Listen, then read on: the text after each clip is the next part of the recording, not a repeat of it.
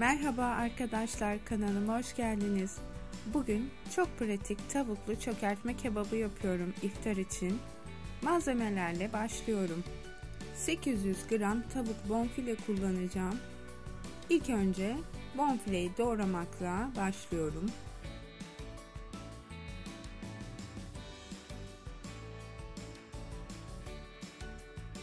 Jülyen şeklinde ince ince tüm bonfileyi doğruyorum.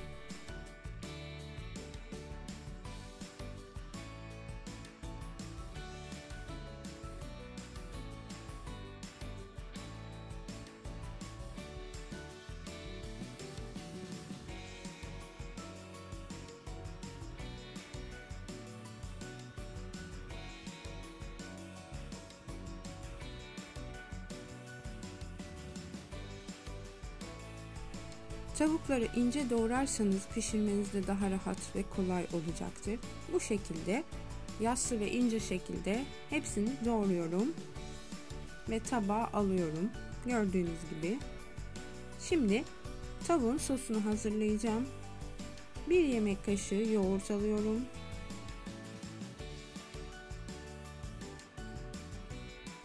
Bir orta boy soğanı rendelemiştim. Onu ekliyorum.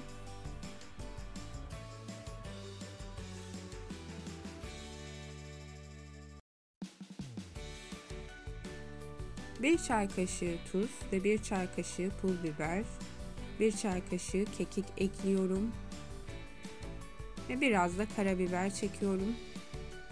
1 çay kaşığına yakın ekleyebilirsiniz. Şimdi bu sosumuz içinde 3 yemek kaşığı zeytinyağını alıp karıştırıyorum ve sosumuzu bu şekilde hazırlamış oluyoruz.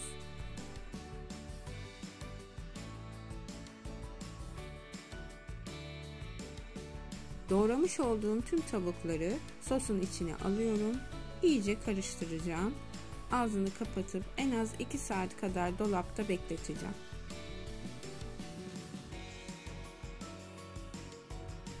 Beş adet patates kullanacağım. İsterseniz patates sayısını çoğaltabilirsiniz.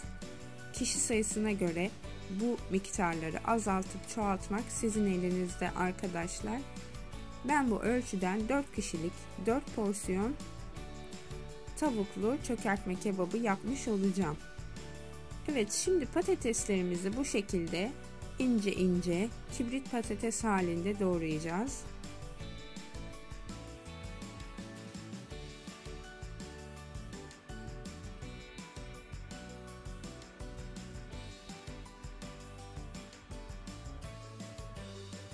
Tüm patatesleri bu şekilde ince doğrayınca kızartırken de daha çıtır çıtır olacaktır arkadaşlar. Hepsini suya alıp 1 tatlı kaşığı kadar da tuz ilave edip bekleteceğim. Şimdi de çökertme kebabının domates sosunu hazırlamaya başlıyorum. Sos kabıma 2 yemek kaşığı kadar zeytinyağını aldım. Yağın ısınmasını bekliyorum. Yağ ısınınca yazdan hazırlamış olduğum domates sosundan 1 su bardağı ekleyip üzerine 1 çay kaşığı tuz ve pul biber ekleyerek pişirmeye bırakıyorum. Eğer hazır domates sosunuz yoksa 3 tane domates doğramanız da yeterli olacaktır veya rendeleyebilirsiniz domatesleri.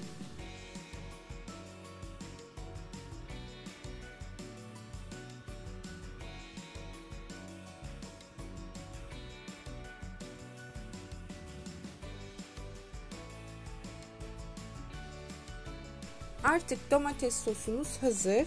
Pişti ve altını kapatıyorum. Bir kenara alıyorum.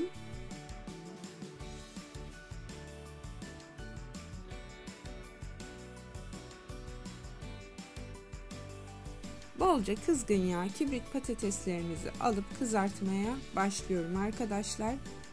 Çok fazla ilk başta karıştırmayalım. İlk kızaran patatesleri aldıktan sonra tavayı ocağın başka bir gözüne alıp kızartmaya devam edeceğim. Eti pişirmeye geçeceğim. Patates ve tavukları aynı anda pişireceğim ki patatesler çıtır halini kaybetmesinler. Şimdi et pişireceğim tavaya yine 2 yemek kaşığı kadar zeytinyağını aldım. Ve üzerine hazırlamış olduğum tavukların yarısını alıp pişirmeye başlıyorum.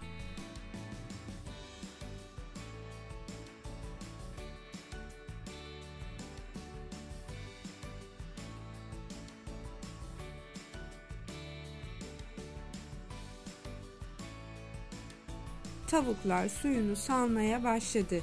Suyunu çekip alt üst kızarana kadar pişirmeye devam ediyorum.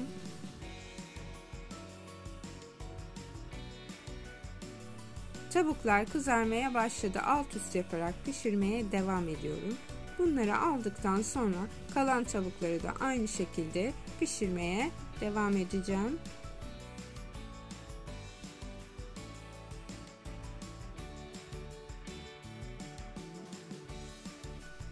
Bu tarifimde çökertme kebabını tavuklu denemek istedim. Sizlerle paylaşmak istedim. Daha önceden yaptığım etli çökertme kebabımın da linkini açıklamalar kısmına bırakacağım. Etle sevenler de linke tıklayarak etli çökertme kebabımın tarifini izleyip faydalanabilirler. Artık tüm tavuklarım pişti ve patateslerim kızardı. Servis aşamasına geçiyorum. Kızaran patatesleri ilk önce tabağın alt kısmına alıyorum. Bu ölçülerden tam 4 kişilik çökertme kebabı elde etmiş oluyoruz arkadaşlar. Daha kalabalık aileler için ölçüyü çoğaltmayı unutmayalım.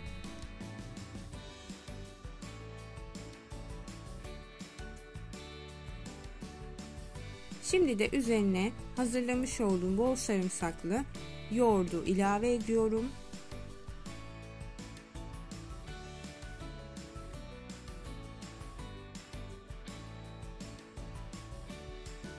Hazırlamış olduğum domates sosundan da biraz üzerine gezdiriyorum. Arzu ederseniz domates sos yerine tereyağı da pul biber yakarak da yemeğimizi süsleyip lezzetlendirebiliriz tabii ki. Ama domates sosla da ayrı bir lezzetli oluyor. Tavsiye ederim. Ve üzerine de pişirmiş olduğum tavukları aldığım ve sosundan da yine biraz ekliyorum. Ve işte arkadaşlar çökertme kebabımız hazır.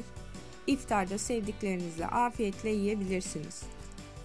Beni buraya kadar izlediyseniz ve hala kanalıma abone değilseniz abone olmayı, yeni videolarımdan haberdar olabilmek için bildirimleri açmayı unutmayalım lütfen. Deneyen herkesin eline sağlık diyorum. Hayırlı iftarlar. Yeni videolarımda ve yeni tariflerimde görüşmek üzere. Sevgiyle kalın.